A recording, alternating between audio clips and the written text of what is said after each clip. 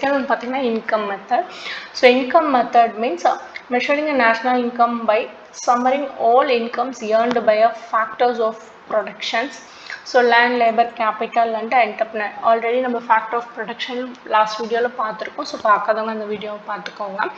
So income மெத்தட்னா இப்போ எனக்கு வந்து ஒரு இயர்னிங்ஸ் வரும் இல்லையா, இப்போ நான் வந்து ஒரு அசிஸ்டன்ட் ப்ரொஃபஸராக ஒர்க் பண்ணிகிட்ருக்கேன். ஸோ அதோட இயர்னிங்ஸ் வந்து ப்ளஸ் இப்போ எனக்கு யூடியூப்லேருந்து மானிட்டைசேஷன், இன்ஸ்டாகிராம்லேருந்து மானிட்டைசேஷன்லாம் கிடைக்கும் இல்லையா.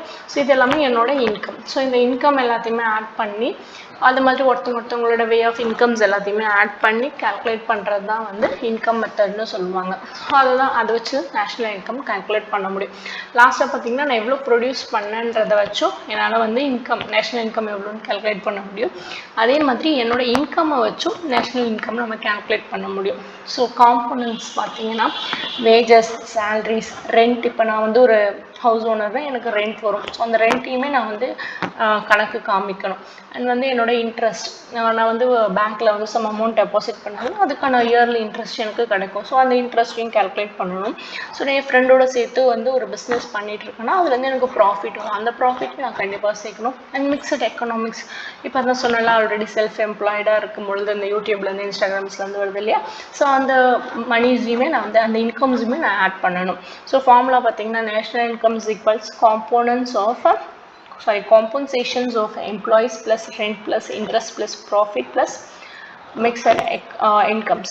In example பார்த்தீங்கன்னா in a factory pay 20 lakhs in a wages. So அவங்களோட வேஜஸ்க்கு வந்து அவங்க கொடுக்கறது வந்து 20 lakhs கொடுக்குறாங்க. ஒர்க்கர்ஸ்க்கான வேஜஸ் வந்து 20 lakhs கொடுக்குறாங்க. அண்ட் அந்த இடத்துல ஒரு இடத்துல வச்சுருப்பாங்க இல்லையா அவங்களோட ஃபேக்ட்ரி. ஸோ அதுக்கு ரெண்ட் 5 lakhs-உம் அவங்க வந்து கடன் வாங்கி தான் அவங்களோட பிஸ்னஸை ஸ்டார்ட் பண்ணியிருப்பாங்க பேங்க்லேருந்து. ஸோ அதுக்கு அவங்க கொடுக்கக்கூடிய இன்ட்ரெஸ்ட் இருக்கு இல்லையா. ஸோ அந்த இன்ட்ரெஸ்ட் வந்து 3 lakhs-ஆக இருக்கலாம். அப்படி இல்லைன்னா அவங்களோட வந்த ப்ராஃபிட் அவங்க பேங்க்கில் போட்டிருக்கும் பொழுது அதுக்கான இன்ட்ரெஸ்ட் ஒரு வருஷத்துக்கு 3 லட்சம் அப்படின்னு வரும். ஸோ அந்த 3 லட்சத்தையும் கால்குலேட் பண்ணிக்கிறோம். ஸோ அவங்களோட ப்ராஃபிட் பார்த்திங்கன்னா 7 லட்சம் வருது. அதே மாதிரி அவங்க மொத்தமாக அவங்களோட டோட்டல் இன்கம் பார்த்திங்கன்னா 35 லட்சம். ஸோ இப்படி தான் வந்து நம்ம வந்து கால்குலேட் பண்ணிக்கணும்.